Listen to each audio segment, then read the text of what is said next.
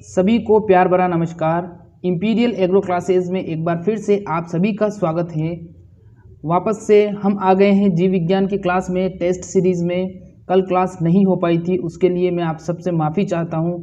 कुछ तकनीकी समस्या आ गई थी, इसलिए कल क्लास नहीं हो पाई थी। अब आगे से ऐसी कोई समस्या नहीं होगी, हमारी जो क्लास है वो सुचारू रूप से चलती रहेगी। ठीक है, तो कल की जो प्रॉब्लम हो गई थी उसके लिए फिर से माफ़ी चाहूँगा। प्लीज़ वीडियो को एक बार लाइक कर दीजिए। अगर आप न्यू स्टूडेंट हैं तो ज़रूर से चैनल को सब्सक्राइब कर दीजिए और बेल आइकन को दबा लीजिए, ताकि अगली क्लास का जो इन्फॉर्मेशन है वो आपको जल्दी से जल्दी मिल सके और आप कोई भी क्लास मिस ना कर सको। ये हमारी टेस्ट सीरीज की आज 10वीं क्लास होगी जीव विज्ञान की, और जीव विज्ञान की 11वीं क्लास होगी। और जो कृषि विज्ञान की 13वीं क्लास थी वो आज सुबह मैंने आपको पढ़ाया था, तो काफ़ी स्टूडेंट आए थे, लेकिन स्टूडेंट अभी भी कम आ रहे हैं। तो प्लीज़ ज़्यादा से ज़्यादा आप आने की कोशिश करिए और पूरी क्लास को अटेंड करिए। ठीक है, तो अब चलिए सफ़र शुरू करते हैं। हमारा फर्स्ट क्वेश्चन है, निम्न में से कौन सा कथन सत्य है? निम्न में से कौन सा कथन सत्य है? ऑप्शन ए, नई कोशिका का KI अधिक होता है। नई कोशिकाओं में केंद्रक द्रव अधिक होता है। नई कोशिका में कोशिका द्रव कम होता है, या उपयुक्त सभी। अब मैं सभी को क्लियर करूंगा। आपको अगर आता है तो कमेंट करिए, वरना फिर मैं बताऊंगा। ABCD बता दीजिए जल्दी से। आता है तो कर दीजिए कमेंट, वरना फिर मैं बताता हूं।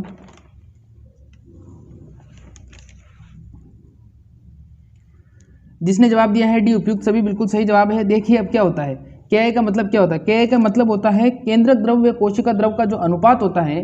केंद्रक द्रव, केंद्रक के अंदर पाया जाने वाला द्रव, और कोशिका द्रव का जो अनुपात होता है वो क्या कहलाता है?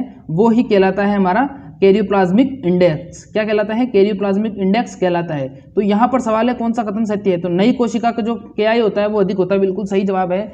नई कोशिका का जो KI होता है, यानी कि कैरियोप्लाज्मिक इंडेक्स, वो अधिक होता है, बिल्कुल सही है। दूसरा है, नई कोशिका में केंद्रक द्रव अधिक होता है, बिल्कुल सही जवाब है। नई कोशिका होती है उसमें केंद्रक द्रव अधिक पाया जाता है।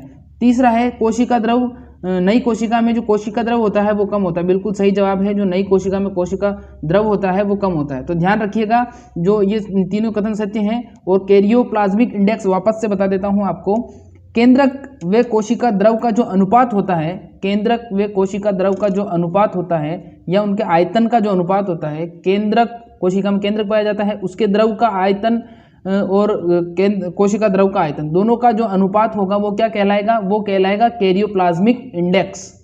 और जो नई कोशिका होगी उसका कैरियोप्लाज्मिक इंडेक्स हमेशा क्या होगा? अधिक होगा। नई कोशिका में केंद्रक द्रव अधिक पाया जाएगा और कोशिका द्रव क्या होगा? कम पाया जाएगा। ठीक है, ध्यान रखिएगा, इंपॉर्टेंट सवाल है, आ सकता है। अगला सवाल है हमारा, tRNA कहाँ पर पाए जाते हैं? tRNA कहाँ पाए जाते हैं? tRNA का जो फुल फॉर्म होता है वो होता है ट्रांसफर RNA। आप सब लोग जानते हो RNA 3 प्रकार के होते हैं, rRNA, tRNA और एक नेक्स्ट और बताना है आपको। बताइए जल्दी से कौन सा RNA होता है? mRNA, बिल्कुल सही जवाब। तो rRNA, जो tRNA होता है वो कहाँ पर पाया जाता है? केंद्रक में, कोशिका द्रव में, राइबोसोम में, या केंद्रिका में? बताइए जल्दी से, A, B, C या D। tRNA कहाँ पाया जाता है? केंद्रक, कोशिका द्रव, राइबोसोम या केंद्रिका? जिसने कोशिका द्रव जवाब दिया है बिल्कुल सही जवाब है। जो tRNA पाया जाता है वो कहाँ पर पाया जाता है? कोशिका द्रव में पाया जाता है। जो न्यू स्टूडेंट हैं, पहली बार आए हैं, उनको बता दूं मैं कि प्रत्येक सवाल के लिए आपको 5 सेकंड का समय दिया जाएगा। मैं सवाल बोलूँगा, आपको उसका जवाब लाइव चैट बॉक्स में देना है। ठीक है, तो जो न्यू स्टूडेंट आए ये उनके लिए था, और बाकी जैसे ही क्लास खत्म होगी उसके बाद में सबके सवालों के जो भी आपके डाउट्स होंगे उनके जवाब मैं दूंगा। ठीक है, तो अगला क्वेश्चन है हमारा, माइटोकॉन्ड्रिया को बायोप्लास्ट किस वैज्ञानिक ने दिया था नाम? माइटोकॉन्ड्रिया को बायोप्लास्ट किस वैज्ञानिक ने नाम दिया था? Option A Altmann, option B Kolliker, option C Benda और ऑप्शन डी हेक्सले। बताइए जल्दी से, माइटोकॉन्ड्रिया को बायोप्लास्ट नाम किसने दिया था? इंपॉर्टेंट क्वेश्चन है, माइटोकॉन्ड्रिया को बायोप्लास्ट नाम किसने दिया था? A, B, C या D? जिसने ऑप्शन ए जवाब दिया है सी बेंडा, सॉरी ऑप्शन ए जवाब दिया है अल्टमान, बिल्कुल सही जवाब है। माइटोकॉन्ड्रिया को जो बायोप्लास्ट नाम दिया था वो दिया था एक वैज्ञानिक थे, बहुत ही महान हस्ती थी जिसका नाम था अल्टमान। तो माइटोकॉन्ड्रिया को बायोप्लास्ट नाम दिया था अल्टमान नाम के वैज्ञानिक ने। ठीक है, अगला सवाल है हमारा, माइटोकॉन्ड्रिया को साइटोप्लाज्म ग्रेन्यूल किस वैज्ञानिक ने कहा? वापस से सुनिए, माइटोकॉन्ड्रिया को साइटोप्लाज्म ग्रेन्यूल किस वैज्ञानिक ने कहा था? तो अब ये समझ जाइए, इसमें एक सवाल, इस सवाल के अंदर ही एक आंसर तो छुपा है कि जो साइटोप्लाज्म ग्रेन्यूल होता है वो किसको कहा जाता है? माइटोकॉन्ड्रिया को कहा जाता है। अब किस वैज्ञानिक ने कहा था वो हमें बताना है। तो option A Altmann, option B Kolliker, option C Benda और ऑप्शन डी हेक्सले। बताइए जल्दी से, ए बी सी या डी क्या होगा इसका आंसर? क्या दे पाएंगे आप? जल्दी से बताइए, ए बी सी या डी, अल्टमान, कोलिकर, सी बेंडा, हेक्सले। अल्टमान, कोलिकर, सी बेंडा और हेक्सले। तो जो माइटोकॉन्ड्रिया को साइटोप्लाज्म ग्रेन्यूल नाम दिया था वो सबसे पहले दिया था कोलिकर नामक साइंटिस्ट ने। किसने दिया था? साइटोप्लाज्म ग्रेन्यूल नाम कोलिकर नामक साइंटिस्ट ने दिया था। और सबसे पहले माइटोकॉन्ड्रिया को जो देखने वाले वैज्ञानिक थे, या माइटोकॉन्ड्रिया और जो इंसान है वो सबसे पहली बार रूबरू हुए थे, वो कोलिकर नामक वैज्ञानिक के माध्यम से ही रूबरू हुए थे। कोलिकर कुछ देख रहे थे, कीटों की रेखित पेशियों के अंदर कुछ देख रहे थे। उसी दौरान उनकी मुलाकात किससे हुई? उसी दौरान उनकी मुलाकात माइटोकॉन्ड्रिया से हुई। माइटोकॉन्ड्रिया ने कोलिकर को हाय बोला, कोलिकर ने माइटोकॉन्ड्रिया को हाय बोला, दोनों में मुलाकात हुई। कोलिकर तो बता के चले गए कि माइटोकॉन्ड्रिया नाम की चीज़ होती है। आज उसके सारे प्रकार, उसका जीवन काल, उसकी सारे नाम किसने खोज की थी, ये सब मुझे पढ़ाना पड़ रहा है और आपको पढ़ना पड़ रहा है। अब करें क्या, कर क्या सकते हैं? चलिए अगले सवाल की तरफ बढ़ते हैं। आप तो समझ गए कि माइटोकॉन्ड्रिया क्या है, साइटोप्लाज्म ग्रेन्यूल है। ये कह गए थे हमारे एक बड़ी महान हस्ती थी कोलिकर। अगला सवाल है हमारा, प्रोटोप्लाज्म शब्द किसने दिया? प्रोटोप्लाज्म शब्द किसने दिया? पुरकिंजे ने दिया था, विल्सन ने दिया था, स्ट्रोसबर्गर ने दिया था या हेकल ने दिया था? Option A B C D. 4 option पाए जाते हैं किसी भी सवाल में, किसी भी एग्जाम में। बैंक में 5 पाए जाते हैं, क्योंकि बैंक में एक जो लास्ट ऑप्शन होता है वो होता है कोई नहीं। सब में पाया जाता है वो ऑप्शन कोई नहीं। तो बैंक में 5 होते हैं और बाकी सारे एग्जाम होते हैं उसमें 4 ऑप्शन पाए जाते हैं। छोटी सी बात थी, आपको बतानी थी, मैंने बता दी। अब बताइए आप, जल्दी से बताइए आप, प्रोटोप्लाज्म शब्द किसने दिया था? पुरकिंजे, विल्सन, स्ट्रोसबर्गर या हेकले? हेकले नहीं, हेकल। बताइए जल्दी से। जिसने ऑप्शन ए जवाब दिया है, प्रोटोप्लाज्म शब्द पुरकिंजे ने दिया था, बिल्कुल सही जवाब है। पुरकिंजे एक वैज्ञानिक थे। उन्होंने क्या कहा था? उन्होंने जीवद्रव या प्रोटोप्लाज्म शब्द दिया था। और जो जीवद्रव, जो प्रोटोप्लाज्म होता है उसको हिंदी में हम बोलते हैं जीवद्रव। प्रोटोप्लाज्म को हिंदी में जीवद्रव बोला जाता है और जीवद्रव ही जीवन का भौतिक आधार है। जीवद्रव क्या है? जीवन का भौतिक आधार है। जीवद्रव को 2 भागों में विभाजित किया गया है। जीवद्रव को कितने भागों में विभाजित किया है? 2 भागों में विभाजित किया है। पहला भाग तो होता है केंद्रक, और दूसरा भाग कौन सा होता है? दूसरा भाग होता है कोशिका द्रव। दूसरा भाग कोशिका द्रव कहलाता है। कोशिका द्रव के अंदर पाए जाने वाले कोशिकांग और कोशिका द्रव उसका दूसरा भाग होता है। तो ध्यान रखिएगा कि जो जीवद्रव होता है वो 2 भागों में विभाजित होता है। अगला सवाल है हमारा, साइटोप्लाज्म शब्द किसने दिया? साइटोप्लाज्म, वो अपना जो पीछे क्वेश्चन था ये था, देखो ये था प्रोटोप्लाज्म। अब जो क्वेश्चन आया ये कौन सा है? ये है साइटोप्लाज्म। तो बताइए साइटोप्लाज्म शब्द किसने दिया था? Option A Purkinje, option B Wilson, option C Strasburger और ऑप्शन डी हेकेल। बताइए जल्दी से, A B C D. Cytoplasm शब्द किसने दिया था? पुरकिंजे, विल्सन, स्ट्रोसबर्गर या हेकल? साइटोप्लाज्म शब्द किसने दिया? जिसने स्ट्रोसबर्गर नाम दिया है, बिल्कुल सही जवाब है। साइटोप्लाज्म, जो स्ट्रोसबर्गर थे उन्होंने ही साइटोप्लाज्म नाम दिया था। ध्यान रखिए, स्ट्रोसबर्गर जो वैज्ञानिक थे उन्होंने ही क्या नाम दिया था? साइटोप्लाज्म नाम दिया था। तो अब ध्यान रखिएगा, साइटोप्लाज्म के बारे में पूछते तो स्ट्रोसबर्गर, और अगर प्रोटोप्लाज्म के बारे में पूछे तो सीधा पुरकिंजे हो जाएगा। साइटोप्लाज्म का मतलब होता है कोशिका द्रव।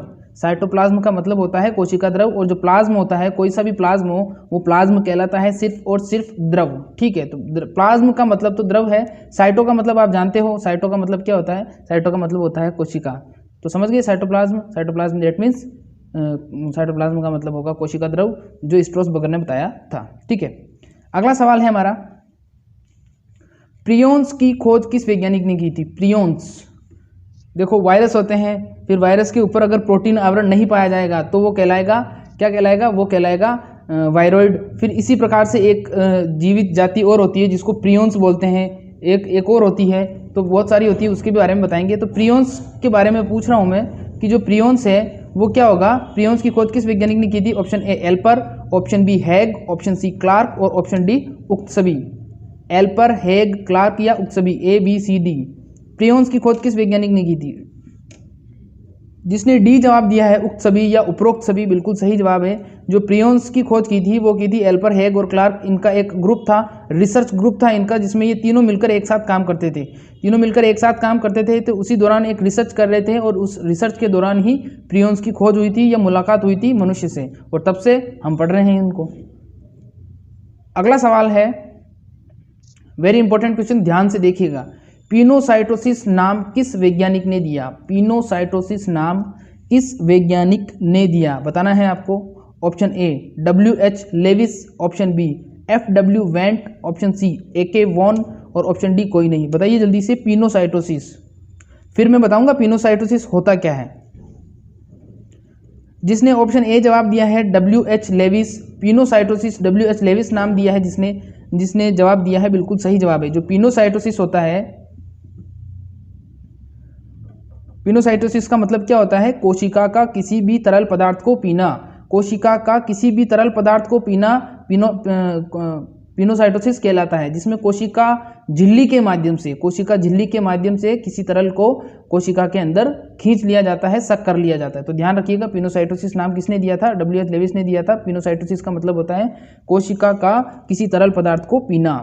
अगला सवाल है, प्रोटीन आवरण की अनुपस्थिति के कारण नग्न वायरस कहलाते हैं। वेरी इंपॉर्टेंट क्वेश्चन है, ध्यान से सुनिए। क्वेश्चन को मैंने अभी बताया था थोड़ी देर पहले। क्वेश्चन क्या पूछा है? प्रोटीन आवरण की अनुपस्थिति के कारण, यानी कि प्रोटीन आवरण की अनुपस्थिति है के कारण नग्न वायरस कहलाएंगे। तो पहली बात तो यह है कि जो वायरस होगा वो नग्न नहीं होगा और उस पर प्रोटीन आवरण होगा, तो वो प्रोटीन आवरण होगा तो वो क्या कहलाएगा? वायरस कहलाएगा। लेकिन अगर ऐसा कोई वायरस है जिसपे प्रोटीन आवरण ही नहीं है तो वो क्या कहलाएगा? वायरस, वायरॉइड, जीवाणु या कवक? A, B, C या D? बताइए जल्दी से। ऐसा वायरस का नाम बताना है आपको जिस पर प्रोटीन आवरण नहीं होता है। जिसने बी जवाब दिया है वायरॉइड, बिल्कुल सही जवाब है। जो प्रोटीन आवरण रहित जो वायरस होते हैं वो वायरॉइड कहलाते हैं, और वायरॉइड की खोज की थी डाइनर नामक साइंटिस्ट ने। डाइनर एक वैज्ञानिक थे, बहुत अच्छे इंसान थे, अपने दैनिक जीवन में बहुत ऐसे रिसर्च किया करते थे। तो उन्होंने क्या किया था? उन्होंने ही सबसे पहले वायरॉइड की खोज की थी। ठीक है, तो वायरॉइड की खोज का श्रेय किसको जाता है? डाइनर को जाता है। और प्रोटीन आवरण होता है वायरस के ऊपर, वो क्या कहलाता है? कैप्सिड कहलाता है। ध्यान रखिएगा, वायरस के ऊपर का प्रोटीन आवरण या वायरस के ऊपर का प्रोटीन चोल भी कहते हैं उसको, क्या कहलाता है? कैप्सिड कहलाता है। और जिस पर ये कैप्सिड नहीं पाया जाएगा वो क्या कहलाएगा? वायरॉइड कहलाएगा। तो ध्यान रखिएगा, ऐसे भी आ सकता है क्वेश्चन कि कैप्सिड रहित वायरस की आकृति क्या कहलाएगी, या कैप्सिड रहित वायरस जीव क्या कहलाएगा? तो कैप्सिड रहित वायरस जीव क्या कहलाएगा? वायरॉइड कहलाएगा। ध्यान रखिएगा, क्योंकि मेरी क्या आदत है कि मैं किसी भी सवाल को जब तक एक्सप्लेन करता हूँ तब तक करते रहता हूँ जब तक आप अच्छी तरीके से समझ नहीं जाए, और उसको थोड़े थ्योरी टाइप में पढ़ाता हूँ ताकि आपको उससे रिलेटेड कुछ चीज़ें याद रहे और वो सवाल भी याद रह जाए। तो जो न्यू स्टूडेंट है वो सोच रहे होंगे कि सर थोड़ा ज़्यादा एक्सप्लेन कर रहे हैं, तो जितनी आप एक्सप्लेनेशन सुनोगे उतना आपको ही फायदा है। ठीक है, अगले सवाल की तरफ बढ़ते हैं।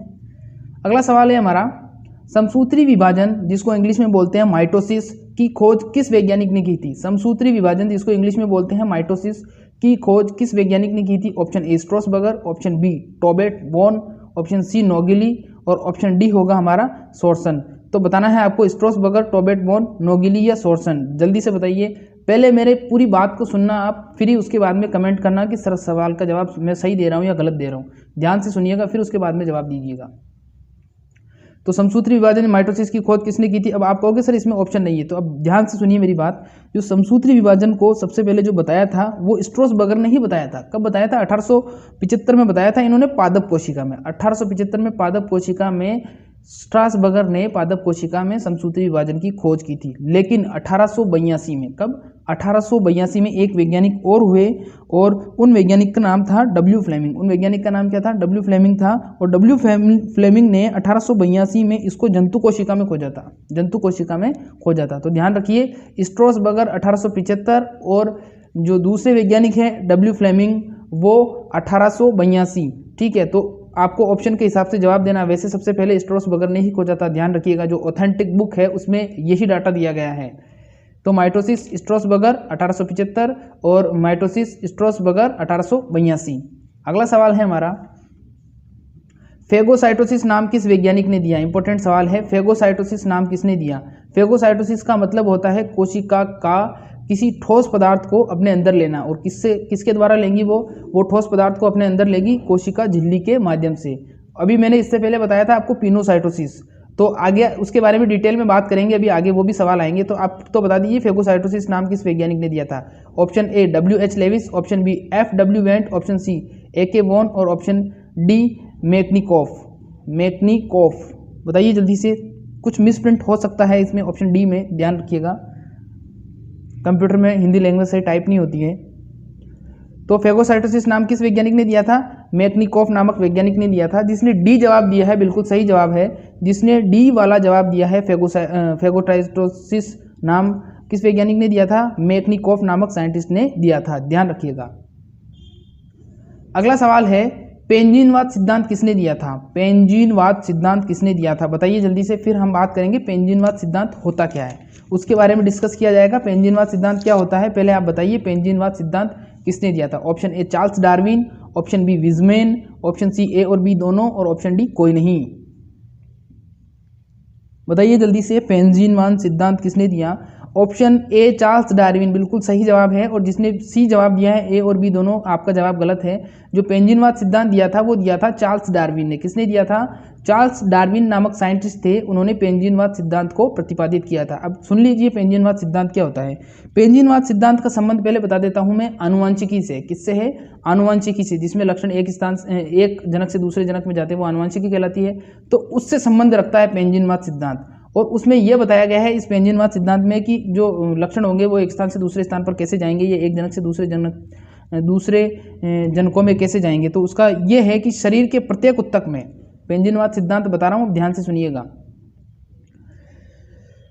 ध्यान से सुनिएगा पेंजिनवाद क्या है। शरीर के प्रत्येक ऊतक में सूक्ष्म कण होते हैं। शरीर के प्रत्येक ऊतक में क्या होते हैं, शरीर किससे बना है, शरीर बना है कोशिकाओं से, कोशिकाओं का समूह कहलाता है ऊतक, ठीक है।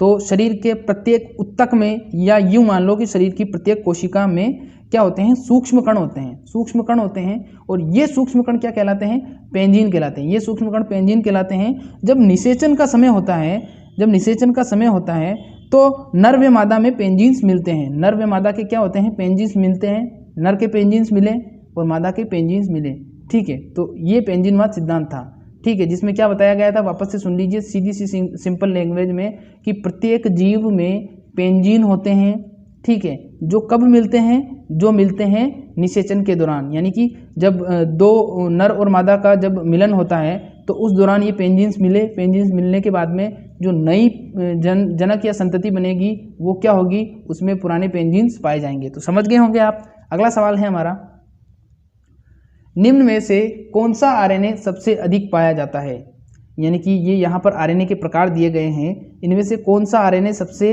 अधिक पाया जाता है, बताना है आपको।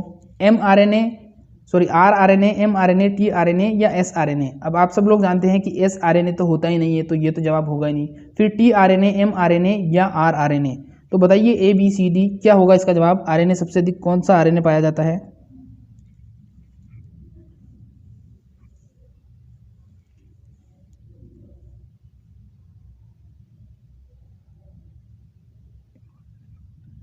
बताइए जल्दी से। जिसने आरआरएनए जवाब दिया है बिल्कुल सही जवाब है। आरआरएनए क्या होता है, सबसे अधिक मात्रा में पाया जाता है। ध्यान रखिएगा, आरआरएनए सबसे अधिक मात्रा में पाया जाता है। और अगर आपसे पूछ लिया जाए एमआरएनए की मात्रा कितनी होती है तो 2%, और टीआरएनए की अगर मात्रा पूछ ली जाए तो 18%। ध्यान रखिएगा। तो सबसे अधिक मात्रा में कौन सा आरएनए पाया जाएगा, आरआरएनए पाया जाएगा। निम्न में से कौन सा आरएनए का प्रकार नहीं है, अभी बताया था मैंने, इससे पहले वाला जो क्वेश्चन था उसमें मैंने डिस्कस किया था कि निम्न में से कौन सा आरएनए का प्रकार नहीं है। तो मैंने बताया था कि आरआरएनए होता है जिसको हम राइबोसोमल आरएनए कहते हैं। फिर उसके बाद में एमआरएनए होता है जिसको हम मैसेंजर आरएनए के नाम से जानते हैं। उसके बाद में टीआरएनए होता है जिसको हम ट्रांसफर आरएनए के नाम से जानते हैं। फिर होता है एसआरएनए, जो होता ही नहीं है। तो एसआरएनए है नहीं, तो इसका जवाब क्या हो जाएगा कि जो एसआरएनए होता है वो आरएनए का प्रकार नहीं है। अगला सवाल है हमारा, टीआरएनए की मात्रा बतानी है आपको। टीआरएनए की मात्रा बतानी है 8%, 18% या फिर 24% या फिर 98%, 98%। बताइए जल्दी से क्या होगी टीआरएनए की मात्रा, बताइए जल्दी से, A, B, C या D। जिसने बी ऑप्शन जवाब दिया है टीआरएनए का 18% जिसने जवाब दिया है, यू आर एब्सोल्युटली राइट, बहुत अच्छे स्टूडेंट हो आप। इसके अलावा सारे ही बच्चे स्टूडेंट अच्छे ही हैं, कंटिन्यू क्लास में आ रहे हैं, कल मैं क्लास नहीं ली थी तो बहुत सारे स्टूडेंट्स के मेरे पास पर्सनल मैसेज आए थे, सर आज हमें नींद नहीं आएगी, और कमेंट भी आए थे। कमेंट पढ़ना कल की क्लास के नीचे, जो दिन को क्लास हुई थी उसके नीचे कमेंट पढ़ना आप। और बहुत सारे स्टूडेंट बोल रहे थे क्लास लो सर, क्लास लो सर। तो इसलिए आज भी मुझे कुछ थोड़ा सा काम था, लेकिन मैंने फिर उस काम को डिले किया और मैंने सोचा क्लास पहले ज़रूरी है, बच्चों का नुकसान नहीं होना चाहिए। इसलिए आप भी थोड़ी सी मेरी सपोर्ट करिए, चैनल को सब्सक्राइब करवाइए, ज़्यादा से ज़्यादा चैनल को सब्सक्राइब करवाइए, और आपके जितने भी फ्रेंड्स हैं उनको शेयर करिए ताकि वो भी क्लास में आ सके। तो इसका जवाब बता देता हूँ, टीआरएनए की जो मात्रा होती है वो होती है 18%। ठीक है, ध्यान रखिएगा। अगला सवाल है हमारा, वायरॉइड की खोज किसने की थी? अभी बताया था मैंने वायरॉइड के बारे में। वायरॉइड क्या होता है? जो ऐसा वायरस जिसमें प्रोटीन का आवरण नहीं पाया जाता, ऐसा वायरस जिसमें प्रोटीन का आवरण नहीं पाया जाता वो वायरॉइड कहलाता है। अब आपको पता है प्रोटीन का आवरण क्या होता है? प्रोटीन का आवरण होता है कैप्सिड, और कैप्सिड जिसमें नहीं पाया जाएगा वो वायरस कौन सा वायरस होगा? वो वायरस होगा वायरॉइड। कोरोना वायरस नहीं होगा, ध्यान रखना, कोरोना वायरस नहीं होगा, वो होगा वायरॉइड। ठीक है, कोरोना वायरस तो चीन से आया था, चीन वाले सारा सामान तो नकली भेजेंगे और जब वायरस की बात आएगी तो उसको असली भेज देंगे। ये तो गलत बात हुई ना, इसलिए ध्यान रखना, अब से सतर्क रहना और हाथ को समय समय पर सैनिटाइज करना है, घर से बाहर नहीं निकलना है, ऑनलाइन क्लासेस लेनी है और अच्छी तैयारी करनी है। अगला सवाल है, प्लाज्मा झिल्ली द्वारा ठोस पदार्थ को अपने अंदर लेना कहलाता है। अब देखो, इससे पहले जो सवाल आया था उसमें मैंने आपको बताया था पिनोसाइटोसिस और फेगोसाइटोसिस के बारे में। अब देखो सवाल को ध्यान से सुनिए। प्लाज्मा झिल्ली कहाँ पाई जाएगी? जब कोशिका होगी तो कोशिका के अंदर हमारी प्लाज्मा झिल्ली पाई जाएगी। ठीक है, अब प्लाज्मा झिल्ली क्या करती है?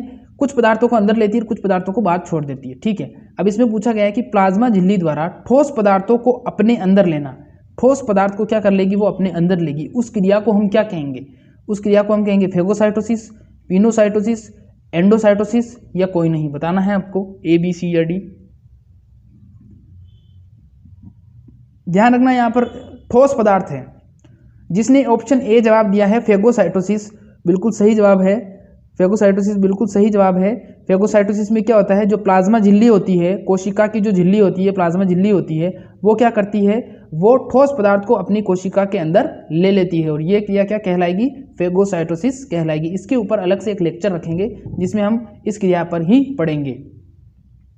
अगला सवाल है, प्लाज्मा झिल्ली द्वारा किसी पदार्थ को अपने अंदर लेना। अब देखो, मैं तीनों ही बातें यहीं क्लियर कर देता हूं ताकि आपको कंफ्यूजन ना हो। देखो, सबसे नीचे यहां पर वर्ड दिया गया है एंडोसाइटोसिस। एंडोसाइटोसिस का मतलब होता है कि जो प्लाज्मा झिल्ली होती है वो किसी पदार्थ को अंदर ले लेती है, चाहे वो ठोस हो या अर्ध ठोस हो या तरल हो। तो ये क्रिया तो कहलाती है एंडोसाइटोसिस। समझ गए? ध्यान से एक बार वापस सुन लीजिए ताकि आपको समझ में आ जाएगा। प्लाज्मा झिल्ली के द्वारा किसी भी पदार्थ को, चाहे वो ठोस हो या द्रव हो या तरल हो, उसको अपने अंदर ले लेना या कोशिका के अंदर ले लेना एंडोसाइटोसिस कहलाता है। अब एंडोसाइटोसिस के दो भाग होते हैं, एक होता है पिनोसाइटोसिस और एक होता है फेगोसाइटोसिस। अब पिनोसाइटोसिस में क्या होगा? जब कोशिका झिल्ली या प्लाज्मा झिल्ली किसी तरल पदार्थ को अपने अंदर लेती है तो वो क्रिया कहलाएगी पिनोसाइटोसिस, और जब कोई कोशिका झिल्ली या प्लाज्मा झिल्ली किसी ठोस पदार्थ को अपने अंदर लेगी तो वो कहलाएगा फेगोसाइटोसिस। तो ध्यान रखना, फेगोसाइटोसिस और पिनोसाइटोसिस एंडोसाइटोसिस के प्रकार हैं। अब याद कैसे रखोगे? आप तो कंफ्यूज हो जाओगे, फेगोसाइटोसिस में तरल था या पिनोसाइटोसिस में तरल था। तो एक बात ध्यान रखिए, जो हमारा पानी होता है, पानी होता है जो हमारा, वो किस अवस्था में होता है?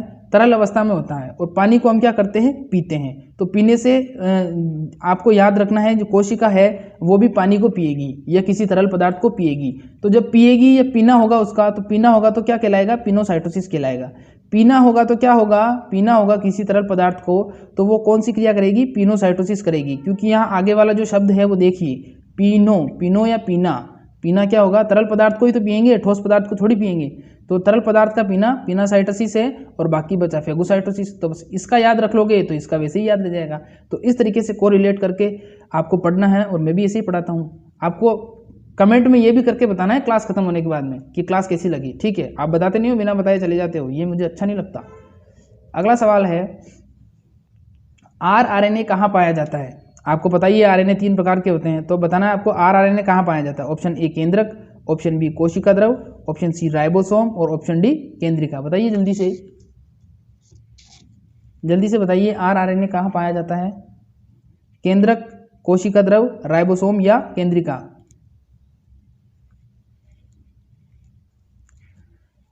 जिसने राइबोसोम जवाब दिया है बिल्कुल सही जवाब है।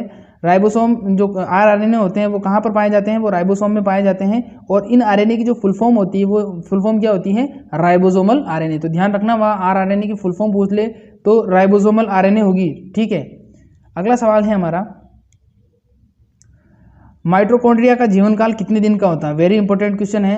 माइटोकॉन्ड्रिया का जीवन काल कितने दिन का होता है, बताना है आपको। 1 दिन का, 2 से 5 दिन का, 5 से 10 दिन का, या 21 दिन का। बताइए जल्दी से। माइटोकॉन्ड्रिया, जो माइटोकॉन्ड्रिया होता है जिसको जो कोशिका द्रव में पाया जाता है, इसको इंजन कहते हैं कोशिका का। तो ये बताना है आपको माइटोकॉन्ड्रिया का जीवन काल कितने दिन का होता है। क्विक बताइए जल्दी से। 1 दिन, 2 से 5 दिन, 5 से 10 दिन। वेरी इंपॉर्टेंट क्वेश्चन है। इस प्रकार के सवाल बार बार पूछे जाते हैं, आपसे बताना है। जिसने सी जवाब दिया है बिल्कुल सही जवाब है 5 से 10 दिन। कितने, जिसने सी जवाब दिया है, सी जवाब दिया है जिसने 5 से 10 दिन, बिल्कुल सही जवाब है आपका। जो माइटोकॉन्ड्रिया होता है उसका जीवन काल होता है 5 से 10 दिन का। ध्यान रखिएगा, एक कोशिका में बहुत सारे माइटोकॉन्ड्रिया पाए जाते हैं। एक कोशिका में बहुत सारे माइटोकॉन्ड्रिया पाए जाते हैं और माइटोकॉन्ड्रिया की इसी संख्या को कॉन्ड्रियोन कहते हैं। माइटोकॉन्ड्रिया की इसी संख्या को हम क्या कहेंगे, कॉन्ड्रियोन कहेंगे। अगर सवाल आपसे पूछ लिया जाता है कि माइटोकॉन्ड्रिया की संख्या या कोशिका में पाए जाने वाले माइटोकॉन्ड्रिया की संख्या क्या कहलाती है, तो क्या कहलाएगी, ध्यान रखना आपको, कॉन्ड्रियोन कहलाएगी। क्या कहलाएगी, कॉन्ड्रियोन कहलाएगी। एक सवाल में 5 सवाल बताऊंगा आपको, वो भी इंपॉर्टेंट, जिसमें से 3 आएंगे आपके एग्जाम में। अगला सवाल, संदेशवाहक आरएनए का कुल आरएनए का कुल आरएनए का कितना प्रतिशत भाग होता है। संदेशवाहक आरएनए यानी कि एमआरएनए यानी कि मैसेंजर आरएनए। अब बताइए जल्दी से, संदेशवाहक आरएनए या एमआरएनए कुल आरएनए का कितने प्रतिशत भाग होता है। 2, 5, 7 या 10। जिसने 2% जवाब दिया है बिल्कुल सही जवाब है। जो संदेशवाहक आरएनए होता है वो कुल आरएनए का 2% भाग होता है। कितने प्रतिशत भाग होता है, 2% भाग होता है, ध्यान रखिएगा। अगला सवाल है, जनन द्रव्य सिद्धांत किसने दिया था। जनन द्रव्य सिद्धांत पूछा है आपसे, जनन द्रव्य सिद्धांत। इससे पहले हमने बताया था आपको पेंजिनवाद सिद्धांत। वापस से एक बार समझा देता हूँ, जनन द्रव्य सिद्धांत और पेंजिनवाद सिद्धांत क्या होते हैं। देखो, जब आनुवंशिकी की खोज चल रही थी या आनुवंशिकी के बारे में जब खोज चल रही थी तो इस बारे में अध्ययन हो रहा था कि ये जो जनन होता है या जो लक्षण होते हैं वो कैसे एक पीढ़ी में दूसरी पीढ़ी में जाते हैं, और इस प्रकार का रिसर्च हो रहा था। तो उस समय कुछ वैज्ञानिक हुए, उन्होंने अपना अपना मत दिया, अपनी अपनी अवधारणाएं दी। तो उसमें से एक अवधारणा थी, मैंने आपको पहले बताया, उसको बोलते हैं पेंजिनवाद सिद्धांत। इसमें क्या था पेंजिनवाद सिद्धांत में कि जो जीव होते हैं उनमें क्या होता है, उनमें पेंजिन्स पाए जाते हैं उत्तकों के अंदर, और वो पेंजिन्स जब नर और मादा मिलते हैं तो उससे आगे वो ट्रांसफर हो जाते हैं, तो वो पेंजिन्स पाए जाते हैं। अब इसमें एक सिद्धांत और दिया था जो था जननद्रव्य सिद्धांत। इसके अलावा एक सिद्धांत और है जो जिस सिद्धांत को अभी ऐड नहीं किया है, अगली क्लास में लेंगे। तो उसमें क्या है, जननद्रव्य सिद्धांत जो है इसमें क्या होता है, इसमें यह बताया, पहले यहाँ पर बता देता हूँ, ये जो सिद्धांत दिया था वो दिया था विजमेन नामक वैज्ञानिक ने। किसने दिया था, विजमेन नामक वैज्ञानिक ने दिया था। और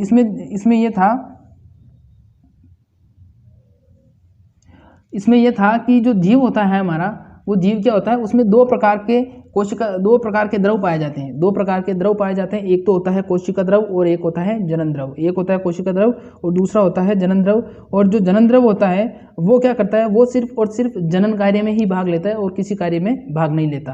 तो ये जनन द्रव सिद्धांत था और ये अवधारणाएं थी, ये मतलब इनको कोई साबित नहीं कर पाए, ये अवधारणाएं थी, ये उनका मानना था कि ऐसा होता है, लेकिन ये सच नहीं था। बाद में फिर मेंडल आए, मेंडल के बाद में फिर बेटसन आए, फिर उन्होंने बताया, फिर गुणसूत्र, फिर पता नहीं क्या क्या होता गया, और बाद में आज जो आप पढ़ते हो वो आधुनिक आनुवंशिकी है। ठीक है, तो समझ गए ना, जनन द्रव सिद्धांत। और विजमान ने दिया था, विजमान ने क्या कहा था, 2 प्रकार के तरल पाए जाते हैं, कोशिका द्रव और जनन द्रव। जनन द्रव क्या करता है, जनन में सहायता करता है, और इससे फिर क्या होते हैं लक्षण एक पीढ़ी से दूसरी पीढ़ी में, इस प्रकार के सिद्धांत उन्होंने दिए थे।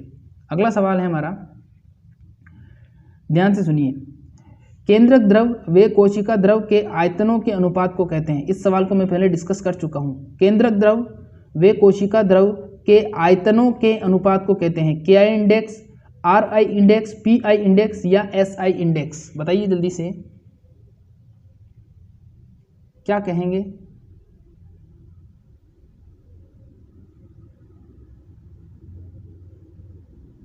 जल्दी से बताइए क्या कहेंगे।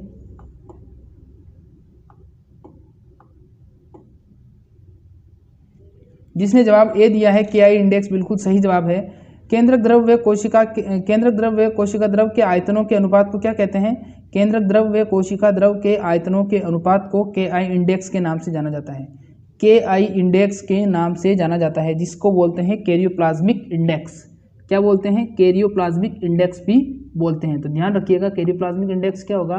कैरियोप्लाज्मिक इंडेक्स होगा केंद्रक द्रव और कोशिका द्रव का जो आयतन है उसका अनुपात। अगला सवाल है हमारा, साइटोप्लाज्म की गति क्या कहलाती है? अब आपको मैंने बताया था साइटोप्लाज्म क्या होता है। साइटो का मतलब होता है कोशिका, प्लाज्मा का मतलब होता है द्रव, तो साइटोप्लाज्म क्या हो गया? कोशिका द्रव। तो कोशिका द्रव की बढ़ने की गति क्या कहलाती है? कीटोसिस, साइक्लोसिस, फेगोसाइटोसिस या पोरोसिस? बताइए जल्दी से, क्या कहलाएगी? साइटोप्लाज्म की गति क्या कहलाती है? कीटोसिस, साइक्लोसिस, फेगोसिस या पोरोसिस? जिसने जवाब दिया है साइटोप्लाज्म की गति साइक्लोसिस कहलाती है, बी वाला जवाब बिल्कुल सही जवाब है। साइटोप्लाज्म की गति क्या कहलाती है? साइटोप्लाज्म की गति साइक्लोसिस कहलाती है। साइटोप्लाज्म की गति साइक्लोसिस कहलाती है, ध्यान रखिएगा, साइक्लोसिस। अगला सवाल है, ध्यान से सुनिए अब इस सवाल को। सवाल क्या कहना चाहता है? बिना केंद्रक विभाजन और बिना कोशिका द्रव विभाजन के, जिसमें केंद्रक विभाजन भी नहीं हो रहा है, कोशिका द्रव विभाजन भी नहीं हो रहा है, विभाजन के गुणसूत्रों का विभाजन हो जाना कहलाता है। इंपॉर्टेंट सवाल है। बिना केंद्रक विभाजन और बिना कोशिका द्रव विभाजन के गुणसूत्रों का विभाजन हो जाना कहलाता है एंडोमाइटोसिस, ओरोमाइटोसिस, फिगोमाइटोसिस और कोई नहीं? बताइए जल्दी से।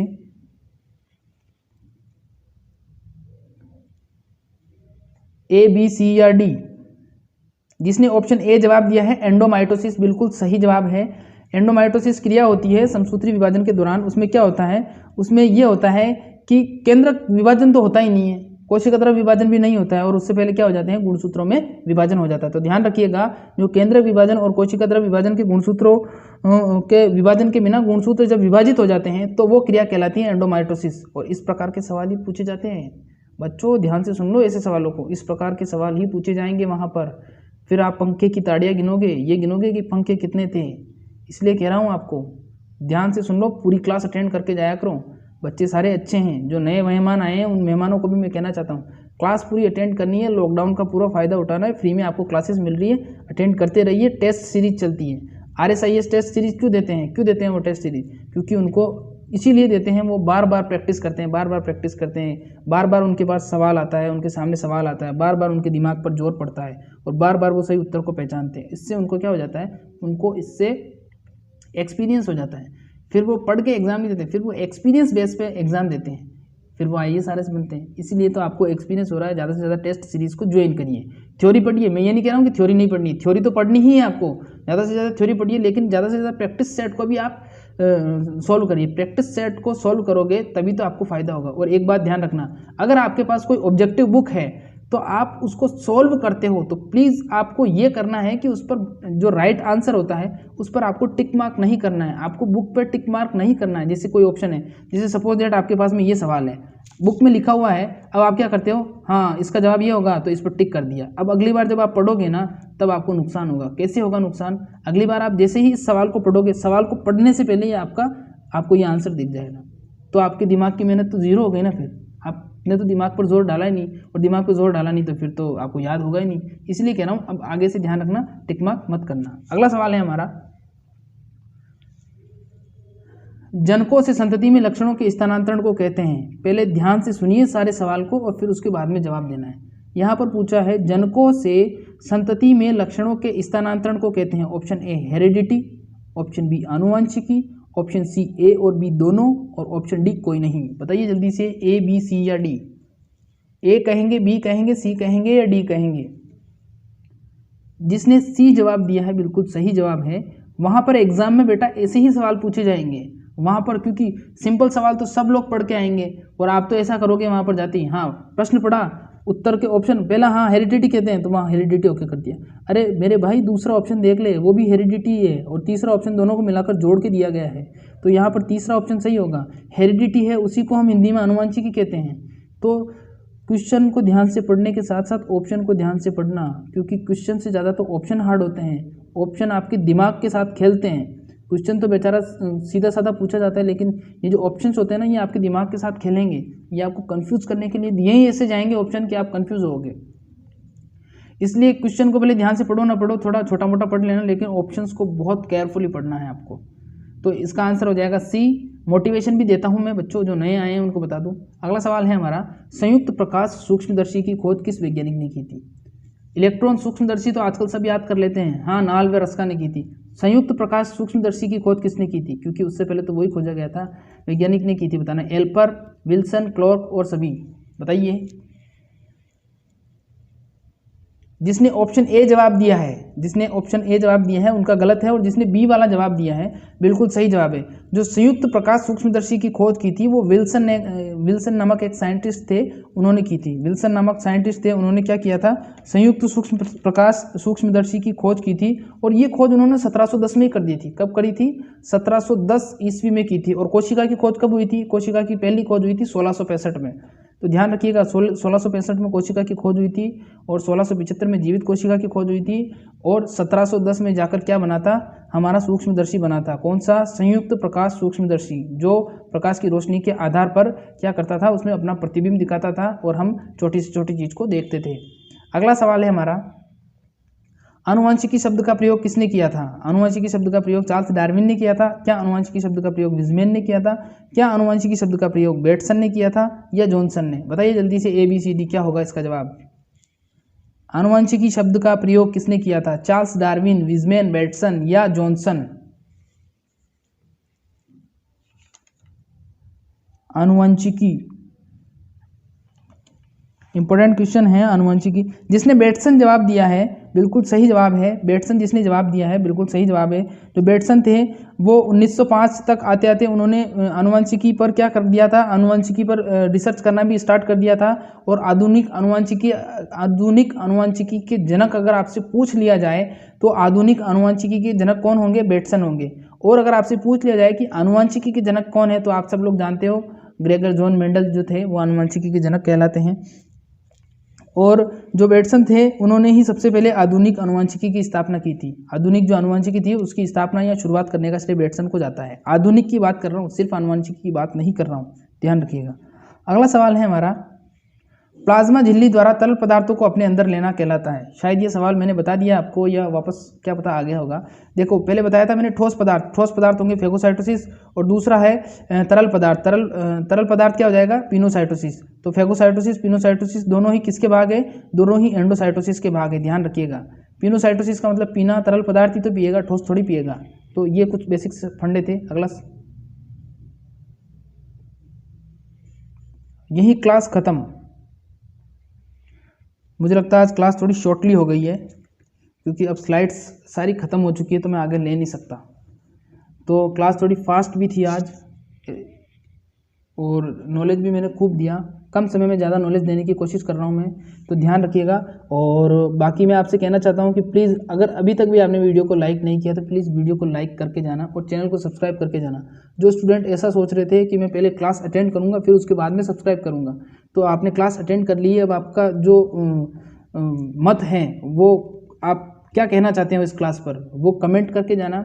लाइव चैट बॉक्स में कमेंट नहीं करना है, आपको कमेंट करना है कमेंट बॉक्स के अंदर, ठीक है? क्योंकि लाइव चैट बॉक्स का तो कमेंट डिलीट हो जाएगा थोड़ी देर बाद में, जैसे ही क्लास खत्म होगी। तो आपको कमेंट बॉक्स में कमेंट करना है। आप सभी को, जितने भी क्लास में है, सबको कमेंट बॉक्स में कमेंट करना है कि क्लास कैसी थी। और उसके साथ साथ आपको क्या करना है, नए स्टूडेंट हैं तो प्लीज़ चैनल को सब्सक्राइब करना है, बेल आइकन को दबाना है, ताकि सुबह वाली क्लास आपको मिल सके। और आपके लिए एक नई सूचना ये है कि अब मैं चाह रहा हूँ कि धीरे धीरे आपको जो ओल्ड पेपर सीरीज़ है वो भी सॉल्व करवाना चालू कर दूँ। तो उसके लिए मुझे एक पर्टिकुलर समय की ज़रूरत है कि कौन से समय पर आप ज़्यादा से ज़्यादा आ सकते हो। तो अब सभी से कह रहा हूँ मैं, लगभग 40-45 स्टूडेंट लाइव चलते हैं, तो प्लीज़ ज़्यादा से ज़्यादा आपको कमेंट करना है, और कमेंट में बताना है कि कौन सा समय सही रहेगा लाइव क्लास का पेपर सॉल्व करवाने का। तो मैं सारे ही पेपर सॉल्व करवाना चाहता हूँ, BHU, ICR, PAT, जितने भी एग्ज़ाम है, JET, सब के मैं पेपर सॉल्व करवाना चाहता हूँ आपको। तो आपको बताना है, सुबह तो देखो 11:30 बजे एग्रीकल्चर का फिक्स है, आप जानते ही हो। शाम को 8:30 बजे बायोलॉजी का फिक्स है। इसके अलावा आपको एक टाइम बताना है जब ज़्यादा से ज़्यादा स्टूडेंट आ सकें। तो टाइम बताए बिना मत जाना। अगर आप टाइम नहीं बताओगे 2-3-4 बच्चों के स्टूडेंट के कमेंट आएंगे तो फिर इसका मतलब है आप इच्छुक नहीं हो, तो आपको फिर पेपर सोल्व करवाने से कोई मतलब भी नहीं है। और अगर कमेंट आएंगे तो फिर पेपर सोल्व करवाना है, और पेपर सोल्व करवाना चाहता हूँ मैं। जेट का भी होगा, ICR का भी होगा, BHU का भी होगा। तो प्लीज़ आपको कमेंट करके बताना है। और एक लास्ट और सबसे अच्छी, क्या बोलूँ मैं समझ में नहीं आ रहा मेरे को, प्लीज़ प्यार से ही बोलूँगा, धीरे से, आप जितने भी स्टूडेंट हो प्लीज़ सब्सक्राइब करवाओ, प्लीज़ सब्सक्राइब करवाओ। आपके जितने भी सर्कल में लोग हैं, स्टूडेंट हैं, फ्रेंड हैं, आपका जो भी है सर्कल, उसमें बोलो उनको कि लाइव क्लास वहाँ पर चलती है, वहाँ पर टेस्ट सीरीज चलती है, आप सब्सक्राइब करो चैनल को। तो अब मैं मोटिवेशन तो दूँगा तो पूरी रात कम पड़ेगी, इसीलिए मैं इतना ही कहना चाहता हूँ। ठीक है, अब मैं अपनी वाणी को विराम दूंगा। और ध्यान रखिएगा, बाहर तो कोरोना है, घर के अंदर सब सुरक्षित रह सकते हैं, तो घर में ही रहना है, बाहर नहीं जाना है। मिलेंगे सुबह एक धमाकेदार क्लास में, तब तक के लिए नमस्कार, गुड नाइट। आपको सोना नहीं है, आपको पढ़ाई करनी है, रिवीजन कर लीजिए इस क्लास का वापस से। ठीक है, बाय।